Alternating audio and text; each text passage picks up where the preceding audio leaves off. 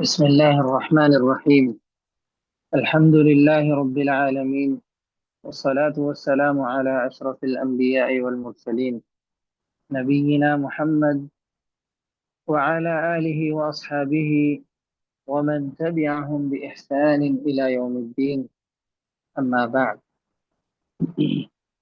رب اشرح لي صدري ويسر لي أمري واحلل عقدة من لساني يفقه قولي. رب زدني علما. اللهم إني أسألك علما نافعا ورزقا طيبا وعملا متقبلا. اللهم إني أعوذ بك من علم لا ينفع، ومن قلب لا يخشع، ومن نفس لا تشبع، ومن دعوة لا يستجاب لها.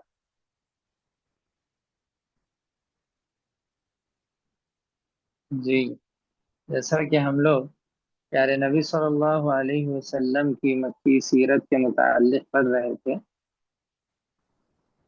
تو آج کا جو سبق ہے وہ ہمارے سامنے تصویر دی گئی اور کعبہ کا نقشہ بتایا جا رہا ہے۔ تو اس چیز یعنی بہت سارے لوگ یہ ساری چیزیں تفصیل سے نہیں جانتے، تو یہاں پر تصویر میں دیکھیے آپ لوگ کہ کعبہ کی تصویر دی گئی اور اس کا نقشہ بتایا گیا، اور کس کے لیے کیا نام ہے وہ بتایا گیا۔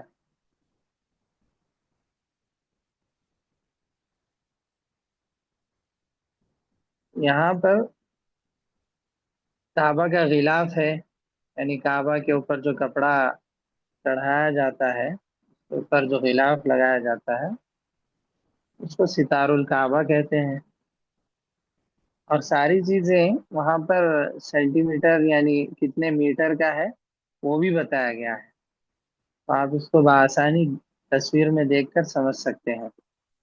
رکن یمانی ہے اور رکن شامی ہے، پھر میزاب ہے۔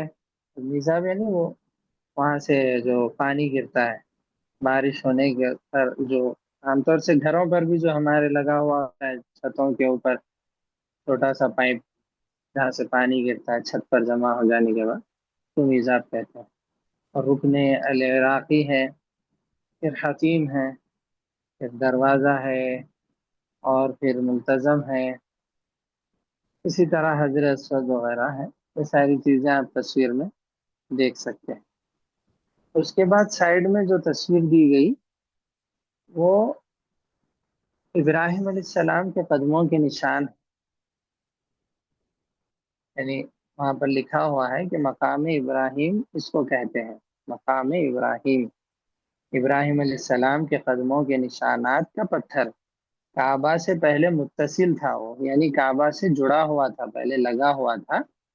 نبی کریم صلی اللہ علیہ وسلم نے فتح مکہ کے بعد تقریباً 10 میٹر کی دوری پر اس کو کر دیا، کعبہ سے جو لگا ہوا تھا اس کو ہٹا کر 10 میٹر دور کر دیا آپ صلی اللہ علیہ وسلم نے فتح مکہ کے بعد، اور وہاں نماز پڑھی آپ صلی اللہ علیہ وسلم نے 2 رکعت۔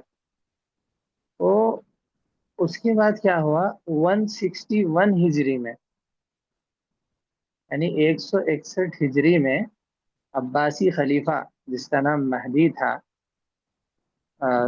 عباسی خلافت کا جب دور تھا اور جو خلیفہ اس وقت تھا اس کا نام مہدی تھا، اس نے کیا کیا، حفاظت کی خاطر، یعنی ابراہیم علیہ السلام کے جو پیر کے نشانات تھے اس کی حفاظت کی خاطر اس نے اس پر غلاف چڑھایا۔ غلاف، غلاف یعنی جیسے کعبہ پر غلاف چڑھا ہوا ہے، غلاف اسی کو کہتے ہیں۔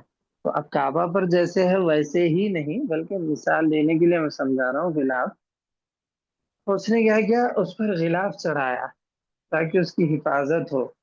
بہت سارے لوگ آتے جاتے تھے تو اس کی حفاظت کے لیے غلاف چڑھایا گیا۔ اس کے بعد پھر کیا ہوا، سعودی حکومت جب آئی تو سعودی حکومت کے بادشاہ ملک فیصل نے، ملک فیصل یہ سعودی عرب کے بہت مشہور بادشاہ ہیں، اور بہت ان کی تاریخ میں بہت کارنامے ان کے ذکر کیے گئے۔ تو یہ جو ملک فیصل تھے انہوں نے کیا کیا، 1387 ہجری،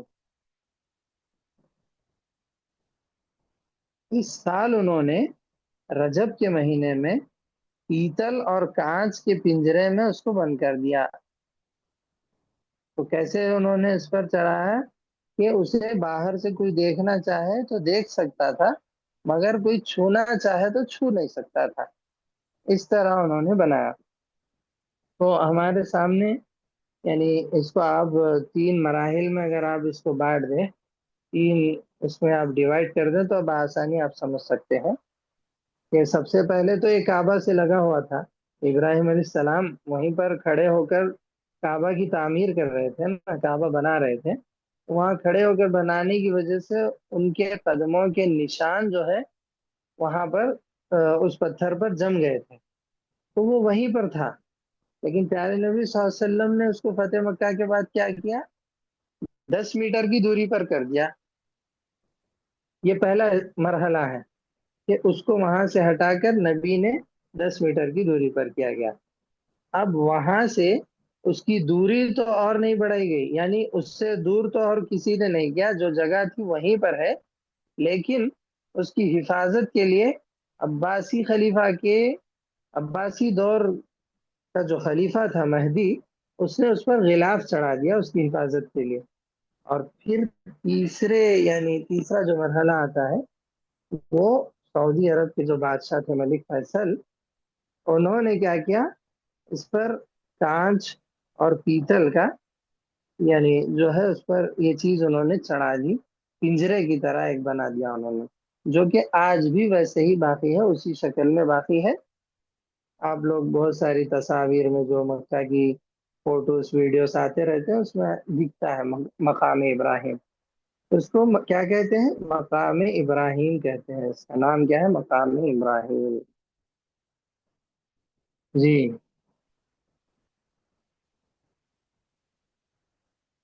صفحہ آگے کیجیے۔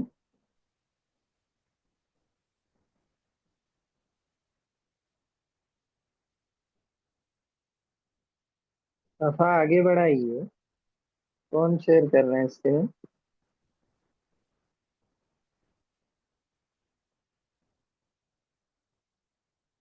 لا الہ الا اللہ۔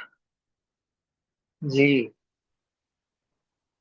تو کعبہ کا نقشہ ہم نے دیکھ لیا، اور مقام ابراہیم کے بارے میں ہم نے جان لیا۔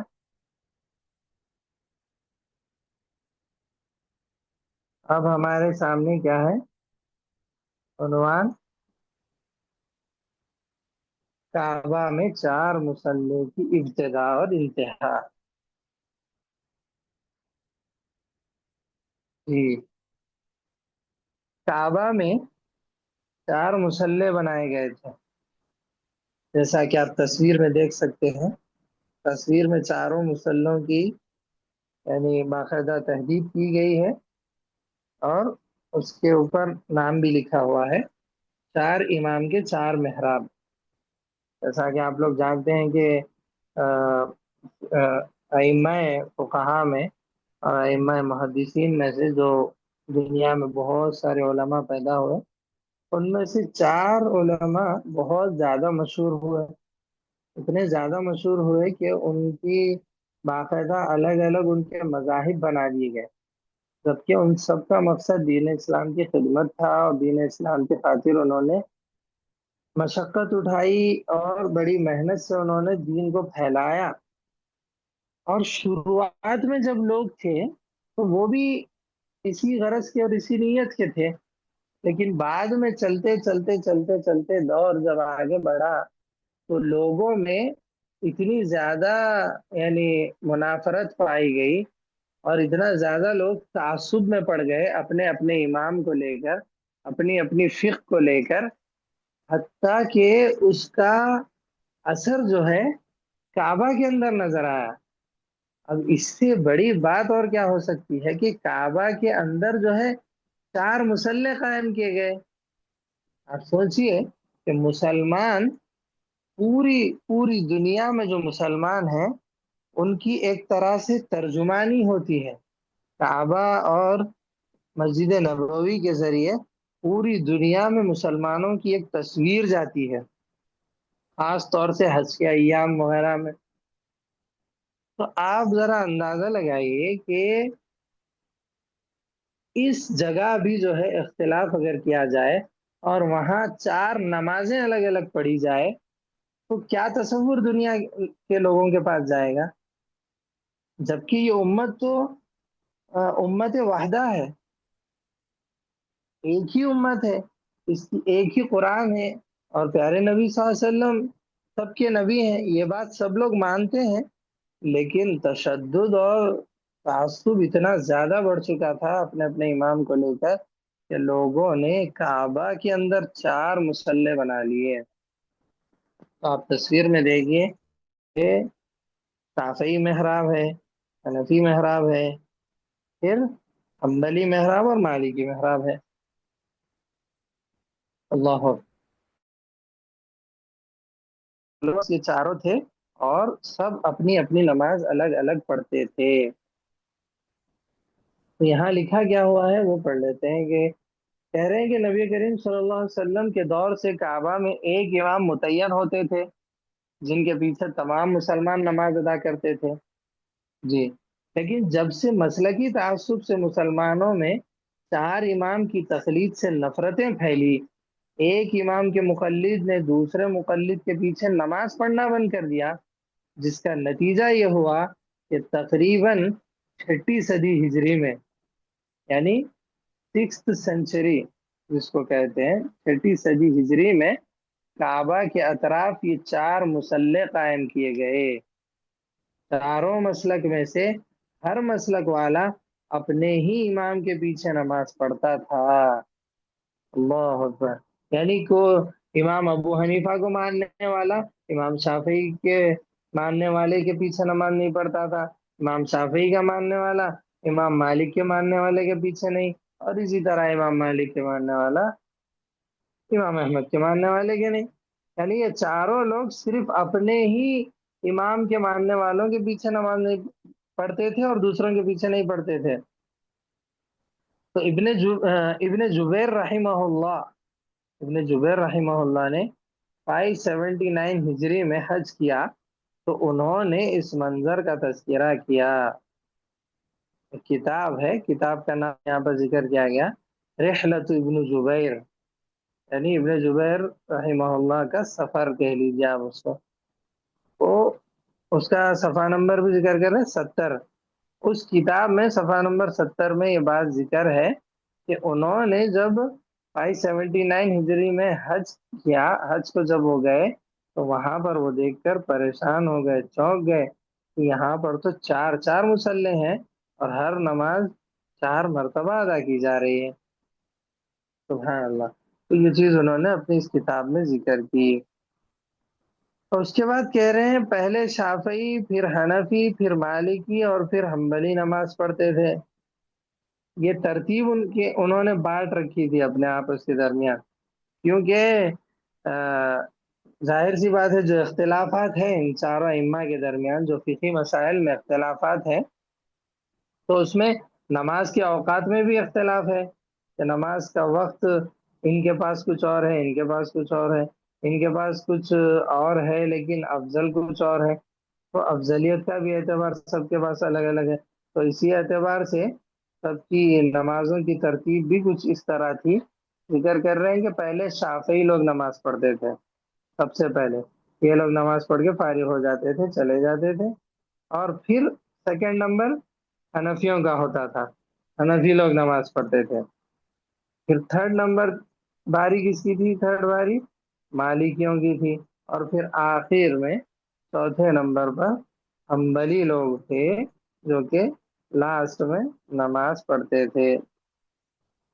اور کہہ رہے ہیں کہ یہ صرف عام نمازوں کا، یعنی دن بھر میں جو 5 وقت کی نمازیں ہوتی ہیں اس کا حال صرف ایسا نہیں تھا، بلکہ جمعہ کی نماز کا بھی یہی حال تھا، حتیٰ کہ جمعہ کی نماز بھی ایسے ہی پڑھی جاتی تھی۔ ایک جمعہ میں تو سارے مسلمان ایک جگہ جمع ہوتے ہیں، کتنا پیارا اور کتنا بہترین منظر وہ لگتا ہے۔ اور جمعہ تو عید ہے مسلمانوں کی، جیسا کہ آپ صلی اللہ علیہ وسلم نے کہا، لیکن آپ سوچئے کہ جمعہ میں بھی یہ تفریق پائی جاتی تھی، اور کعبہ کے اندر 4 جمعہ ادا کیے جاتے تھے، سب اپنا اپنا جمعہ الگ سے پڑھتے تھے۔ اور کیا کہہ رہے ہیں آگے؟ مغرب کا مسئلہ۔ اب مغرب کا ایک سوال ہے کہ مغرب کی نماز کے لیے تو اتنا زیادہ وقت نہیں رہتا، بہت کم وقت ہوتا ہے مغرب کے لیے، تو اب مغرب کیا کیا جائے؟ اب ایک لوگ پڑھیں گے تو دوسرے لوگ کیسے انتظار کریں گے، دوسرے پڑھیں گے تو پھر تیسروں کے لیے وقت ہی نہیں بچے گا۔ تو اس کے لیے کیا ہوتا تھا کہ مغرب ایک ہی وقت میں سب لوگ پڑھتے تھے، ایک ہی وقت میں سب لوگ پڑھتے تھے کا مطلب ایک امام کے پیچھے نہیں، سب اپنے اپنے امام کے پیچھے پڑھتے تھے، لیکن ایک ہی وقت میں سب لوگوں کی چاروں جماعتیں کھڑی ہوتی تھی، 4 لوگ ایک ہی وقت میں نماز پڑھتے تھے، جس کی وجہ سے بہت شور ہوتا تھا۔ شور ظاہر سی بات ہے، اب ایک ہی جگہ پر 4 4 لوگ نماز پڑھیں گے تو شور تو ہوگا ہی، سب کی آوازیں ایک دوسرے سے ٹکرائیں گی۔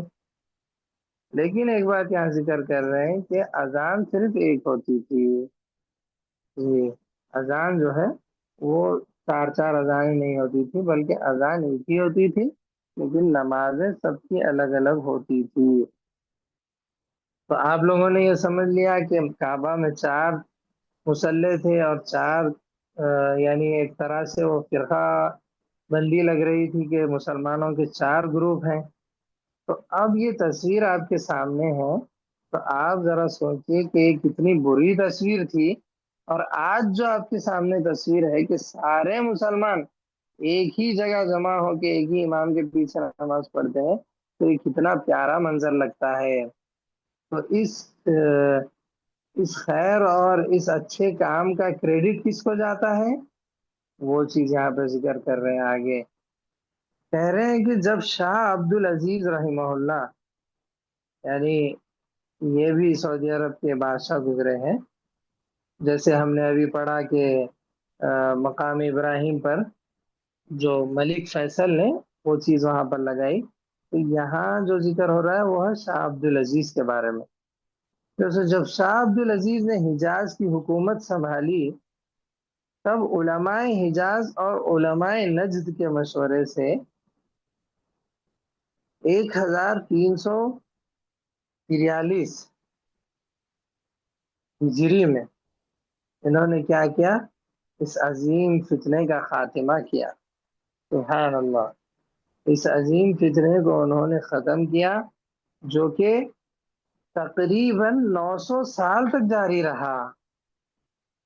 900 سال سے اسی طرح کا معاملہ چلتا آ رہا تھا، اور 900 سال سے اسی طرح مسلمان اپنے 4 مصلے بنائے ہوئے تھے، اور سب اپنی اپنی الگ الگ نماز ادا کرتے تھے۔ تو اتنی بڑی مدت سے چلتے آنے والا یہ مرحلہ تھا، اس کو شاہ عبد العزیز رحمہ اللہ نے اس کا خاتمہ کیا، اور انہوں نے سب لوگوں کو ایک امام پر جمع کر دیا۔ سبحان اللہ، یہ کتنا بڑا ان کا کارنامہ ہے، تاریخ میں لکھا جائے گا یہ کارنامہ، اور یعنی رہتی دنیا تک لوگ اس کو یاد کریں گے کہ یہ کتنا بڑا خیر کا کام انہوں نے کیا کہ سارے مسلمانوں کو ایک جگہ جمع کر دیا۔ کہہ رہے ہیں کہ جس نے مسلمانوں کو اسلام کے مرکز میں ہی منتشر اور متنفر کیا ہوا تھا، شاہ عبد العزیز رحمہ اللہ کا یہ کارنامہ رہتی دنیا تک یاد کیا جائے گا، جس نے نبی کریم صلی اللہ علیہ وسلم کے شہر میں نبی کی امت کو ایک امام پر متحد کر دیا۔ اللہ شاہ عبد العزیز رحمہ اللہ اور تمام آل سعود کو ہمیشہ اسلام کی خدمت کرنے کی توفیق عطا فرمائے، آمین۔ جی، تو یہ معمولی چیز نہیں ہے، معمولی کارنامہ نہیں ہے، آپ خود تھوڑی دیر کے لیے بیٹھ کر سوچیں تو آپ کو اس کی اہمیت سمجھ آئے گی کہ کعبہ جیسے مقام پر، جس کی سارے اسلام کی عکاسی جو کرتا ہے، وہ جو ہے اتنی بڑی جگہ پر جو ہے یہ 4 مصلے رکھے گئے تھے، شاہ عبد العزیز رحمہ اللہ نے اس کو ختم کیا، اور سارے لوگوں کو ایک امام پر جمع کر دیا۔ یہ ان کا کارنامہ تھا۔ جی۔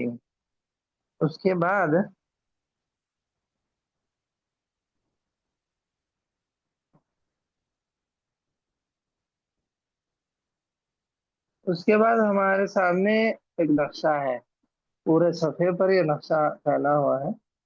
جزیرہ عرب کا نقشہ ہے یہ۔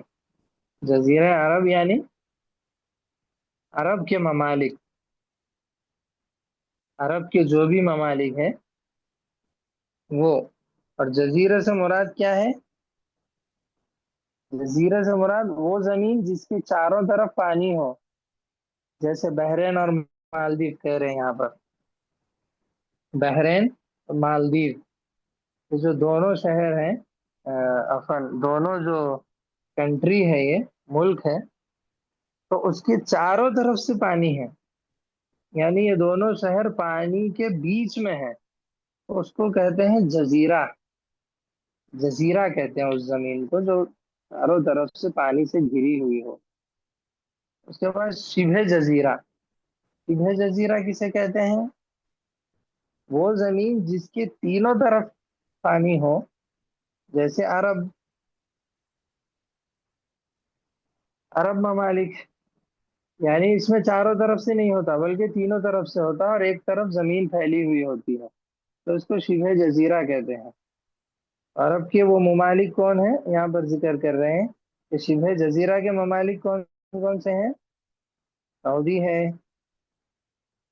اے، یمن ہے، عمان ہے، اور امارات ہے۔ اسی طرح قطر ہے، بحرین اور کویت وغیرہ ہے۔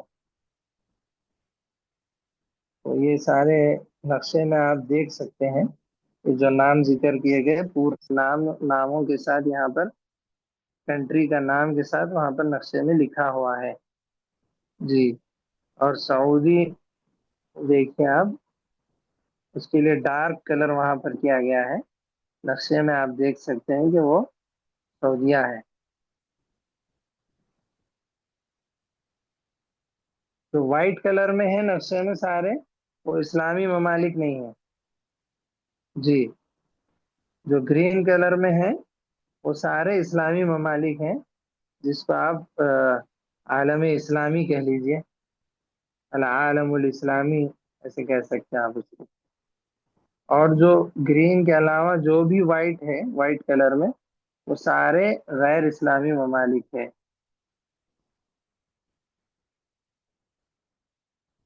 جی۔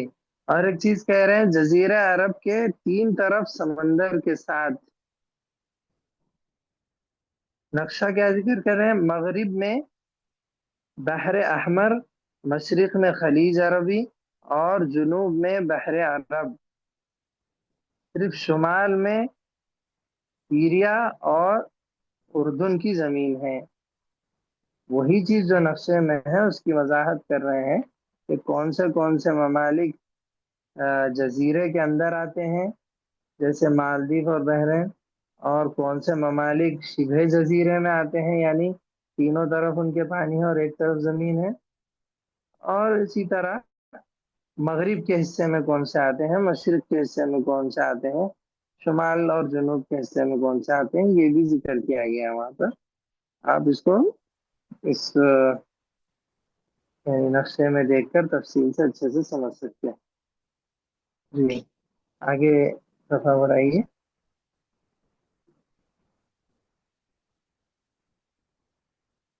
صفحہ آگے کیجیے۔ جی۔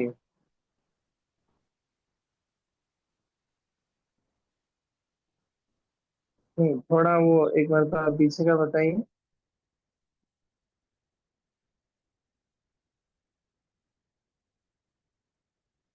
جی، اس میں صرف سعودی عرب کا نقشہ ذکر کیا گیا ہے، کہ اس سے پہلے جو تھا اس میں مکمل عرب ممالک کا نقشہ تھا، عالم اسلامی جس کو کہتے ہیں اس کا نقشہ آپ کے سامنے تھا۔ اب یہاں پر صرف سعودی کا نقشہ بتا رہے ہیں۔ یہ جو گرین، یہ سارا آپ کو دکھ رہا ہے، یہ پورا سعودی کا نقشہ ہے، اور اس میں جو نام لکھے گئے ہیں، سب نیمز ہیں، وہ سعودی کے سٹیز کے نام ہیں۔ جی، سعودی کے سٹیز کے نام ہے سب۔ اور یہاں رائٹ سائڈ میں دیکھیے، ریڈ کلر کا جو ایرو مارک بنا ہوا ہے، وہ مکہ کی طرف نشان کر رہا ہے۔ یعنی آپ نقشے میں دیکھ کر سمجھ سکتے ہیں کہ سعودی عرب اتنا بڑا ہے، اور مکہ سعودی عرب میں کہاں ہے؟ وہاں ایک ایک ناحیے میں ہے، وہ ایک طرف، ایک سائڈ میں، کونے میں ہے۔ جی، اس کے قریب کیا ہے؟ جدہ ہے اور طائف ہے۔ جدہ طائف وہیں پر ہے قریب میں، اس کے قریب مکہ ہے۔ مکہ کا محل وقوع، یعنی مکہ کہاں پر واقع ہے، یہ چیز آپ کو اس نقشے میں دیکھی جا سکتی ہے۔ جی، اس کے بعد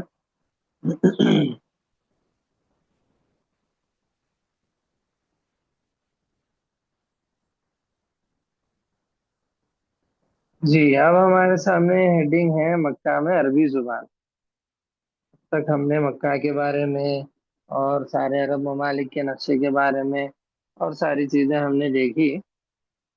اب عربی زبان کے متعلق بتا رہے ہیں کہ مکہ میں عربی زبان کیسے آئی اور کب آئی۔ ابراہیم علیہ السلام عراق سے تھے، تو ظاہر سی بات ہے ان کی زبان دوسری ہوگی۔ ان کی زبان کون سی تھی؟ سریانی زبان تھی۔ زبان کا نام تھا سریانی۔ سریانی زبان ان کی تھی، ابراہیم علیہ السلام کی۔ اور ہاجرہ علیہ السلام مصر سے تھی، تو ان کی زبان قبطی زبان تھی، قبطی۔ یہ زبانوں کے نام ہیں جو کہ عام طور سے قبیلوں کی طرف یا لوگوں کی طرف اس کی نسبت ہوتی تھی۔ تو سریانی زبان ابراہیم علیہ السلام کی تھی، اور حجرہ علیہ السلام کی زبان قبطی تھی، اور اسماعیل علیہ السلام کی زبان کون سی تھی؟ کنعانی زبان تھی۔ اس لیے کہ اسماعیل علیہ السلام فلسطین میں پیدا ہوئے تھے، تو ان کی زبان کنعانی زبان تھی۔ پھر یہ تینوں مکہ آئے، ابراہیم علیہ السلام، حاجرہ علیہ السلام، اسماعیل علیہ السلام۔ یہ تینوں، یعنی میاں بیوی اور ان کا ایک بیٹا، یہ تینوں جب مکہ آئے، مکہ میں اس وقت کوئی نہیں رہتا تھا۔ پھر یمن سے قبیلہ جرہم ہجرت کر کے مکہ آیا، جیسے ہم نے پیچھے بھی پڑھا کہ قبیلہ جرہم یمن کا رہنے والا تھا اصل، وہ وہاں سے ہجرت کر کے مکہ آیا۔ وہ خالص عربی قبیلہ تھا۔ یہ جو جرہم قبیلہ تھا اس کی زبان عربی تھی، اور خالص عرب کے لوگ تھے وہ، تو ان کی زبان بھی عربی تھی۔ وہ کہلان بن صبا بن یعرب کی نسل سے تھے۔ ایک آدمی کا نام ہے کہلان بن صبا بن یعرب، یہ لوگ اس کی نسل سے تھے، قبیلہ جرہم کے لوگ۔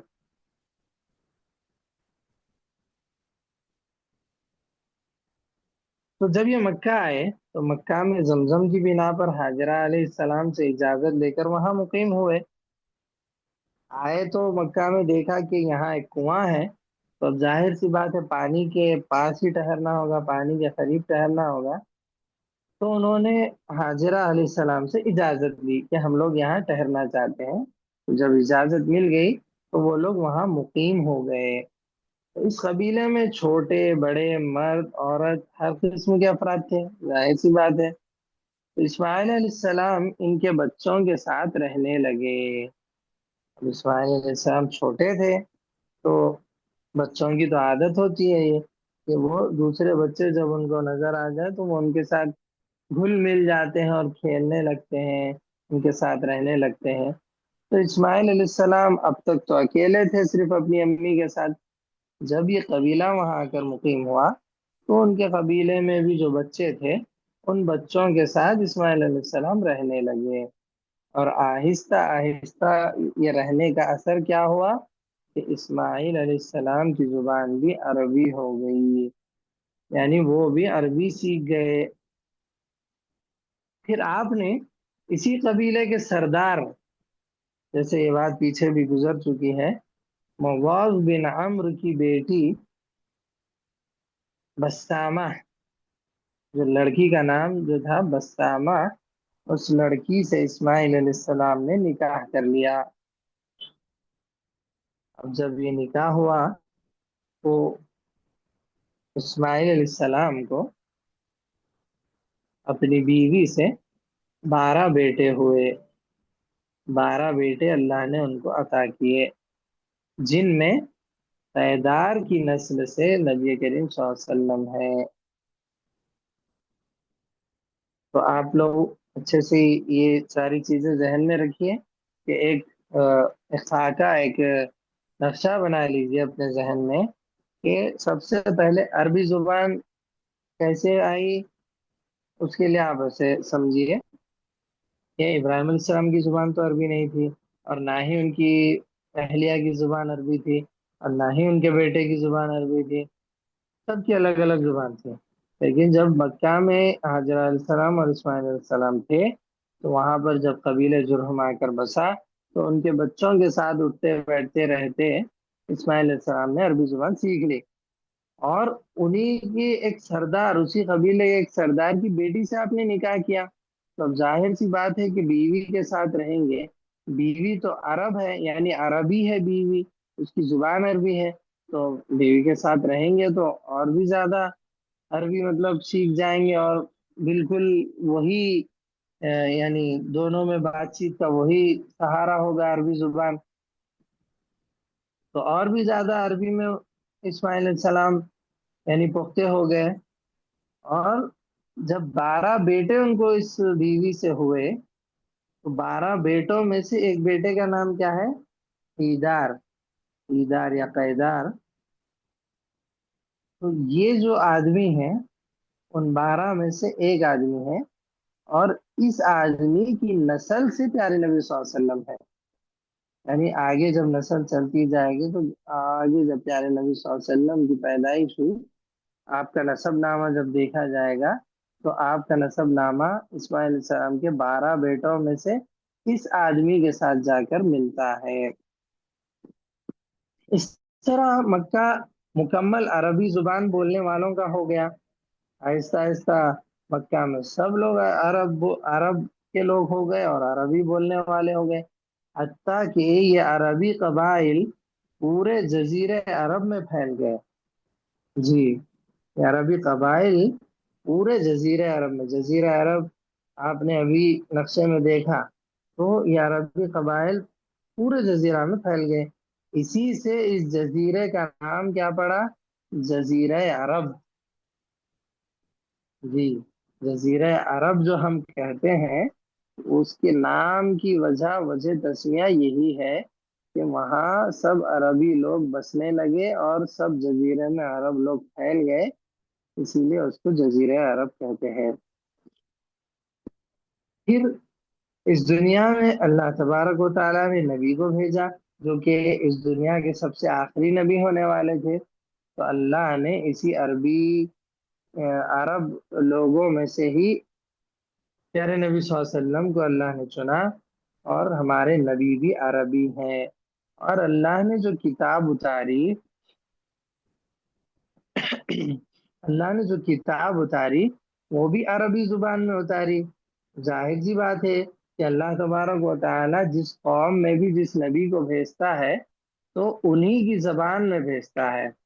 اب جب یہ عرب قوم تھی، عربی زبان والے تھے، عربی بولنے والے تھے، تو اللہ تبارک و تعالیٰ نے انہی کے درمیان سے نبی بھیجا، اور جب انہی کے درمیان سے نبی بھیجا تو ظاہر سی بات ہے کتاب بھی انہی کی زبان میں اتارنا یہ زیادہ مناسب تھا، اسی لیے اللہ تبارک و تعالیٰ نے قرآن کو بھی عربی زبان میں اتارا، جیسا کہ اللہ نے کہا نزل به الروح الامین بلسان عربی مبین، نزل به روح الامین علی قلبک لتکون من المنذرین، یعنی یہ قرآن ہم نے بہت صاف عربی زبان میں نازل کی ہے، جس کو جبرائیل علیہ السلام لے کر آپ کے پاس آئے ہیں، جیسا کہ اللہ نے قرآن میں کہا.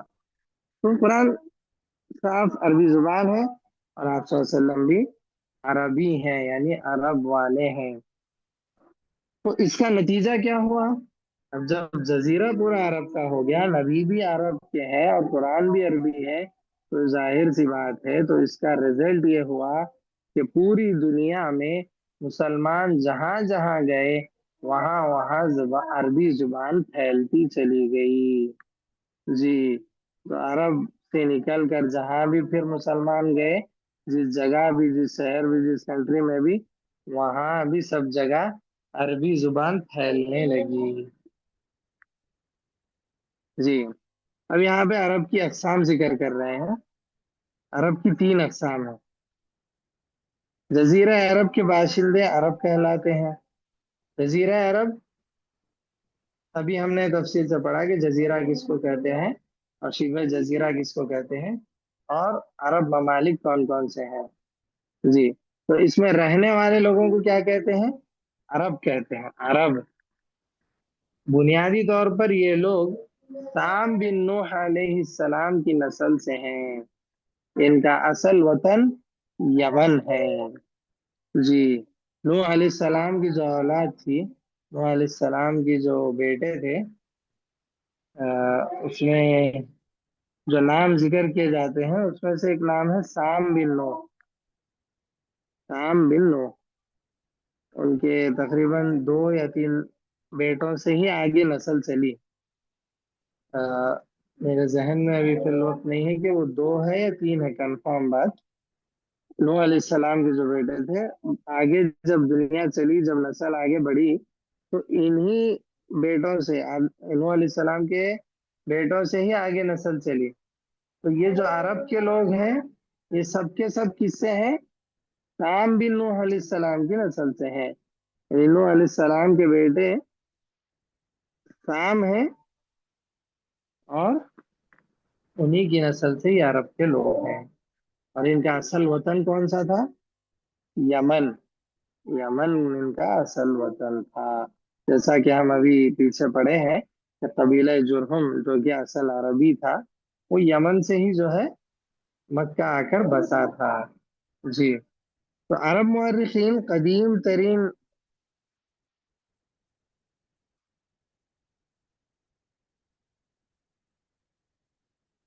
صفحہ آگے بڑھائیے، پیچھے کیوں کیسے ہے؟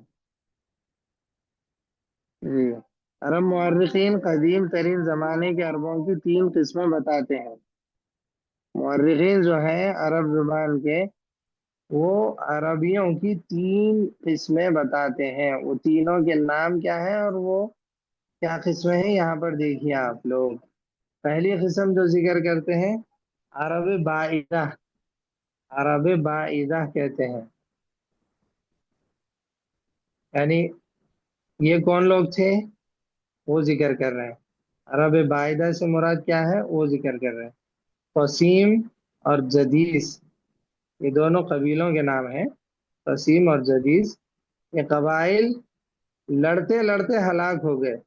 یعنی آپس میں اتنا لڑتے تھے کہ یہ دونوں قبیلے صرف لڑتے لڑتے آپس میں تباہ اور برباد ہی ہو گئے. کے بعد بتا رہے ہیں عاد اور سمود، یہ دو جو قبیلے تھے، یہ قبیلے عذاب کے ذریعے تباہ کر دیے گئے. یعنی اللہ تبارک و تعالیٰ نے ان پر عذاب نازل کیا، جیسا کہ قرآن میں بھی بارہا مقامات پر اللہ نے ذکر کیا کہ عاد اور سمود، یہ قبیلوں کو اللہ نے عذاب کے ذریعے ہلاک کر دیا. تو ان کا بھی اب کوئی وجود نہیں ہے. تو عرب بعیدہ میں اس طرح کے لوگ تھے جو ان کا وجود اس کے بعد کبھی باقی نہیں رہا، وہ لوگ ختم ہو گئے.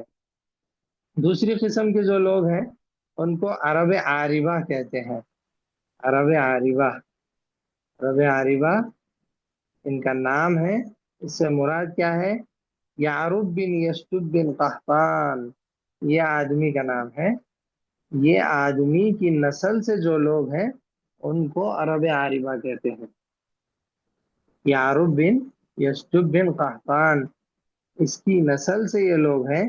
اور ان لوگوں کو، ان لوگوں کا لقب کیا ہے؟ قحطانی. یہ لوگ قحطانی کہلاتے ہیں. اور یہ لوگ اصل عرب ہیں، اصل یعنی اصلی عرب لوگ ہیں یہ، ان کا تعلق یمن سے ہے۔ یہی قبائل مختلف علاقوں میں پھیلے، جیسے مکہ، مدینہ اور ملک شام، عراق وغیرہ۔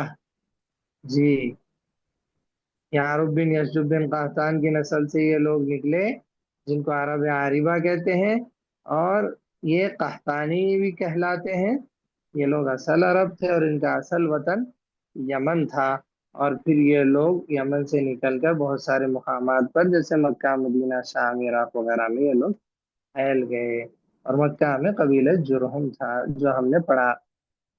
تو قبیلہ جرہم، قبیلہ خزاع، قبیلہ اوس اور خزرج کا تعلق اسی عرب سے ہے۔ یہاں پر وضاحت کر رہے ہیں اس چیز کی کہ عرب عاربہ کی قسم میں یہ لوگ آتے ہیں۔ کون لوگ؟ قبیلہ جرہم، خزاع، اوس، خزرج وغیرہ، یہ سارے لوگ اسی قسم میں آتے ہیں۔ تیسری قسم یہاں ذکر کر رہے ہیں عرب مستعربہ۔ عرب مستعربہ یہ کون لوگ تھے؟ یہ لوگ اصل عرب نہیں تھے، یعنی یہ عربی لوگ نہیں تھے، بلکہ عربوں میں رہ کر ان سے رشتہ داریاں بنا کر عربی میں ڈھل گئے، جیسے اسماعیل علیہ السلام اور ان کی نسل۔ انہی میں سے محمد صلی اللہ علیہ وسلم پیدا ہوئے۔ جی، تو ہمارے سامنے عرب کے لوگوں کی تین اقسام ذکر کی گئی: عرب بعیدہ، جن کا وجود ہی باقی نہ رہا; عرب عاربہ، یہ یعرب بن یشب بن قحطان کی نسل سے لوگ تھے جو کہ اصلی عرب لوگ تھے اور یمن ان کا اصل ملک تھا، بعد میں یہ لوگ پورے جزیرہ میں پھیل گئے۔ اور تیسری قسم کے لوگ ہیں عرب مستعربہ، جو کہ اصل عرب نہیں تھے، اصلی عرب نہیں تھے، بلکہ عرب لوگوں کے ساتھ رشتہ داریاں ان کی ہوئی اور ان کے ساتھ ہی رہنے کی وجہ سے یہ لوگ بھی عرب لوگوں میں شمار ہو گئے، جس میں اسماعیل علیہ السلام خود ہے، اور اسماعیل علیہ السلام کی نسل سے پیارے نبی صلی اللہ علیہ وسلم ہے۔ جی، اس کے بعد یہاں حاشیے میں ایک چیز ذکر کر رہے ہیں کہ یعرب، یعرب جو ابھی ہم نے دوسری قسم میں جو پڑھا اس کے بارے میں بتا رہے ہیں کہ یعرب کے بیٹے سبا کے دو لڑکے تھے۔ یعرب کا بیٹا ہے، اس کا نام ہے سبا، اس کے دو بیٹے تھے، عمیر بن سبا اور کہلان بن سبا۔ ان دونوں کی نسلیں یمن میں آباد ہوئیں۔ پھر رومیوں کے یمنی بحری تجارت پر حملے اور ہمیری و کہلانی قبائل پر اختلافات کی بنا پر کہلانی قبائل یہاں سے نکل کر جزیرے عرب میں پھیل گئے۔ جی، جیسا کہ ہم نے پڑھا کہ قبیلہ جرہم جو آیا تھا سب سے پہلے مکہ، وہ کس کی نسل سے تھا؟ یہی شخص کہلان بن سبا بن یعرب بن یشب بن قحطان۔ تو یعرب کے دو بیٹے عمیر اور کہلان، اور قبیلہ جرہم کے لوگ یعنی کہلان کی نسل سے تھے۔ تو وہ لوگ یہ سارے اختلافات اور مسائل کی وجہ سے وہ لوگ کیا کیے، وہاں سے نکل کر یمن سے جزیرہ عرب میں پھیل گئے۔ کہلانی قبائل کی ایک شاخ ازد ہے، اسی سے قبیلہ جرہم اور قبیلہ خزاعہ ہے۔ اسی میں حارثہ بن ثعلبہ بن عمرو کے دو بیٹے اوس اور خزرج ہیں، جو اپنے دادا ثعلبہ کے زمانے میں مدینہ آباد ہو گئے۔